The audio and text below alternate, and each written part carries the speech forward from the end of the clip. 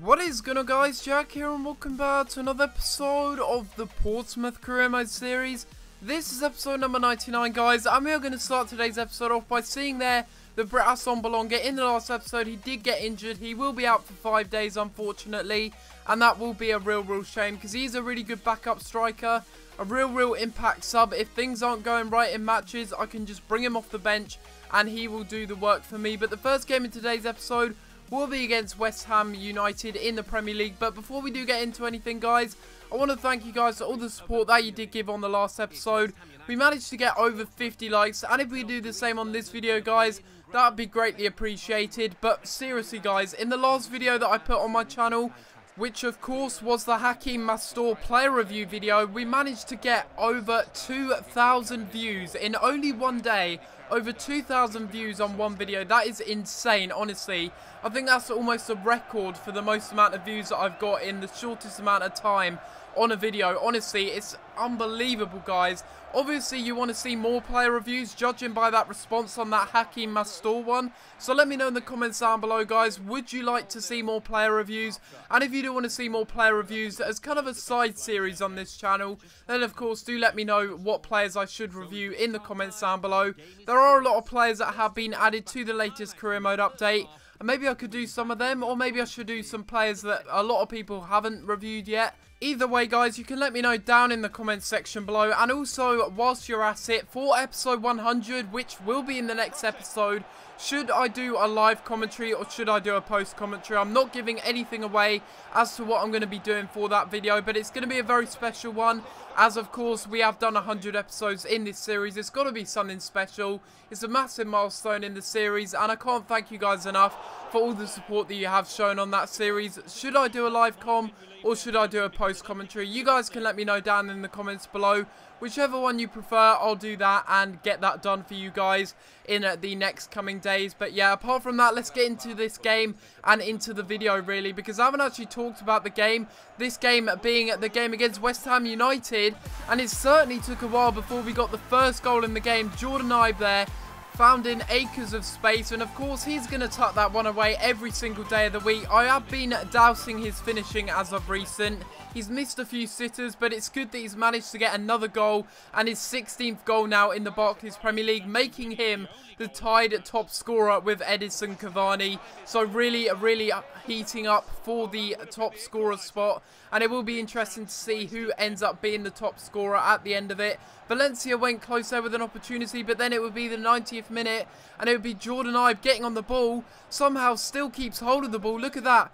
Absolutely doing the defender, holding on to the ball, and then unfortunately the goalkeeper makes a save for West Ham, and he turns it behind for a corner, and that would be the end of the game. Not really too many chances in this West Ham United game, and we really should have created more chances. West Ham haven't won a single game in 10 games, so that really is a poor run for them. We still managed to beat them. We got a win, but it wasn't a convincing win.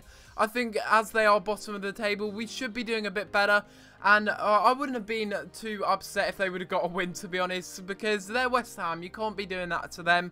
They are a very nice team, but they're not doing too well in this career mode, that's for sure. Then we see there that Jordan Ibe is happy that he is playing, and he's thankful that I'm putting him in the team. I should be thanking him. He shouldn't be thanking me, because he's getting really important goals recently, and they are proving to give us the results that we need to push us up the table, and hopefully we can challenge for the title. I don't know, it'll probably be next season. As Chelsea at the moment, they're completely running away with the league. It's very difficult to try and catch them up. I doubt we will catch them up, but it's not out of the equation yet. We can still catch them up, but it's going to be very difficult, and we will just have to rely on getting the right results in these sort of matches against West Ham, which we did get a win in, even though we didn't play that well. That really is true champion style. We didn't play well, but we still got a result, and that's all that matters at the end of the day. And we have a squad report here. As always, you guys do love these squad reports, and if you want to see any players in particular, then of course feel free to pause the video, take a little look at some of the players and the stats that they are growing in. We got some nice growth in there. As always, it's nice to see in these Road to Glory career modes. Really good growth across the board in all of the players, and of course that is exactly what I want to be seeing. We also promoted a youth player by the name of Jack Sweeney, and again, something that really annoys me with youth players, why do they never have good physical stats. I just don't understand that. I'm sure there's a way to get around that, and it really does frustrate me. Not only do they have terrible physical stats, but they never grow in their physical stats either. That makes it even worse. What does it take for EA to give me a pacey youth academy player that I can actually stick in my team? It really is frustrating. I'm sure there's a way to get around it. I think if I wanted a pacey right back, then I would just go for a winger in the youth academy search, I guess, when I'm sending out my scouts. I just look for wingers, and apparently that way you get pacier players, but I've done that, and I really haven't had any good results so far. It is a bit frustrating. I'm sure you guys are having the same frustrations, and we'll just hope by FIFA 16 that it'll all be fixed, basically, because at the moment it is a little bit frustrating how the youth system works. It really isn't that great, and it certainly does need a lot of improvement as we go into this game here against Aston Villa, the second game of today's episode. And the first two chances in the match were golden opportunities, both of them missed by each player. Tonev for Aston Villa, and also Boga missing for us earlier on in the game. Really frustrating stuff. But then we go through here one-on-one, and it's Mandron that shoots to the near post, and Guzan again making another save. And look at this save. It looks amazing on the replay. Look at that. Just gets a hand down to it and makes a really crucial save to keep Aston Villa back in the game. And now it'll be Jordan Ibe's turn to get through on goal and have a chance on goal. And it is Jordan Ibe once again that gets the goal. And it is in the 32nd minute here. Jordan Ibe getting on the score sheet once again. And he is just on fire. He's turned up the jets, and he is using his pace there to get past the defenders. Not really the best finish, but it doesn't matter how you score a goal. It's just that you score a goal, and it's his 17th so far this season. And then we have Mandron here getting another opportunity in the game, and he really should have finished from there. He's got 87 finishing, and to miss from there, that really is terrible, but not as terrible as what's about to happen in this match. 69th minute, a pivotal point in the match as we get sent off there. And that was a terrible challenge by me with Jamal Lascelles.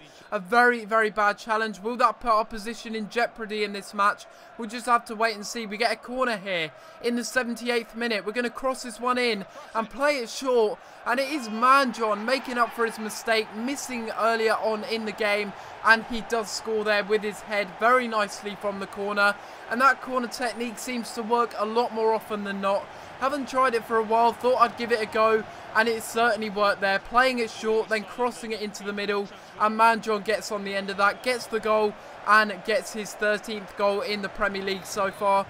And despite being down to 10 men for the majority of the second half in this match against Aston Villa, we still managed to put it out of the bag. We got a win. I did play 5 at the back after Lascelles got sent off. Maybe that was why we ended up winning, because I just caught them on the counter-attack. But either way, we deserved to win the match even before the sending off. We had a lot of chances on goal. Mandron missed 2 absolute sitters. But again, even though we didn't play well, we still picked up a result. And unfortunately, after that match, although we got a win, John Anthony Brooks did get injured. He's going to be out for 3 weeks. That's 2 centre-backs now that are out.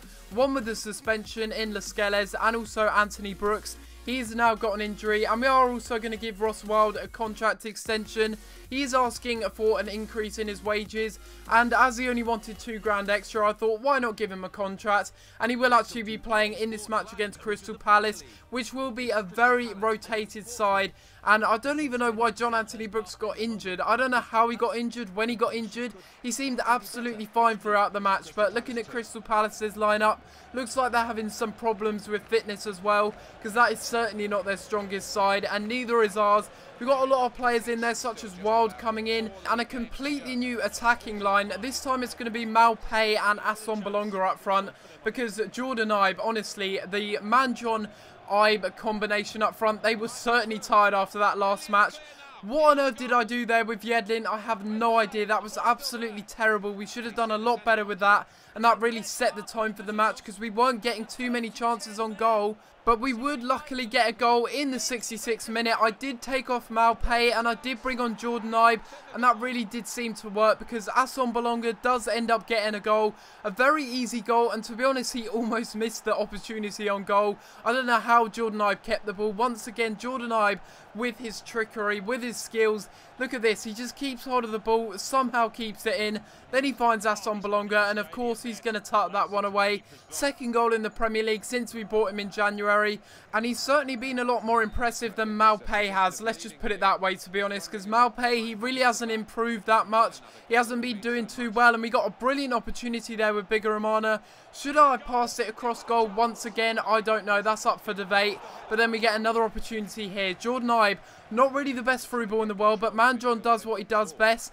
Gets hold of the ball, holds onto the ball, holds onto possession, and it's going to be Boga who would end up passing it inside to Bigaramana, and second time of asking, he manages to get a goal, and his first one in the Premier League so far this season. This guy, honestly, in central midfield, he's a bit, well, he gets a bit lost in matches, and he doesn't get the credit he deserves. He's a really, really good box-to-box midfielder, and he gets the goal there, surprisingly getting on the score sheet, getting his first goal in the Premier League, and I believe that's his first goal in the Premier League for Portsmouth since we actually got promoted. So that really is an interesting fact for you guys there. And then after that, Crystal Palace just completely collapsed. Once again, we pass it across goal, this time to Jordan Ibe. We make it 3-0, and the result was completely beyond doubt at that point. 88th minute, 3-0 in the match. Crystal Palace was certainly not going to get back into it, and even if they did get a goal, it wouldn't really matter too much. And Jeremy Boga doing really good stuff there, getting it over to Jordan Ibe to get his 18th goal. And this match, towards the end of the game, completely burst into life. It was unbelievable, honestly. The amount of chances that were going on goal, it was really ridiculous. And then Crystal Palace themselves would end up getting a goal, and it'll be Joel Ward, of all people, a defender, getting on the end of it. At first I thought it was Gary Gardner, and luckily it wasn't for me. He didn't even get a chance on goal in this match, and with the form that he's in currently, he's got 15 goals so far. I'm quite lucky that he didn't have a shot on target, because most likely it would have gone in, and it is Joel Ward to get a consolation goal there for Crystal Palace. Not really meaning too much for the result. We get a 3-1 result, and that will be 3 wins out of 3 in this episode, guys. A very good episode, really. We picked up results from a lot of top table teams, including Crystal Palace and Aston Villa, and overall we played very well in that match. But this is going to be the end of the episode, guys. Hopefully you have enjoyed, and if you have enjoyed this episode of Career Mode, then of course feel free to leave a like on the video and subscribe if you haven't already, as it really does help out my channel, guys, and it shows me that you are enjoying this series and you do want it to continue. But apart from that, guys, I'm going to have to leave it there, and I'll see you next time for another video. Thanks for watching.